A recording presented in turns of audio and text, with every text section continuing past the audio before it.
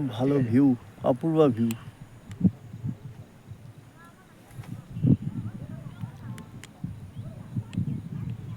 খুব ভালো লাগলো জায়গাটা, সুন্দর চা বাগান, এদিকে পাহাড়। আগে আমরা ওই উঁচুতে ছিলাম, ওখানে নিচে আসলাম। এটা দার্জিলিং, ওটা ছিল কালিম্পং।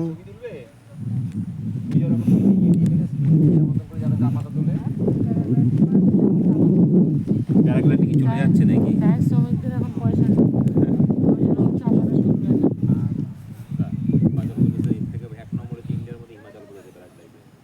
হ্যাঁ, তোমাকে এক ওইখানেই নম্বরটা করাবে। করাবে, ওই জন্য ও চড়াইনি কালকে তোমাকে। না না, ওই জন্য নাই না, 1 নম্বর যে আমি তো না জেনে বুঝতে পারছি না কেমন হবে। এবার আজকে তো সকালে দেরি হয়ে গেল, নাহলে আজকে সকালে করাতাম। এবার গিয়ে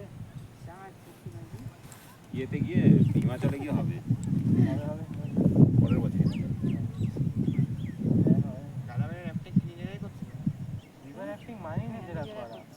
না না, রিভার অ্যাক্টিভ নিজেরাই করে না।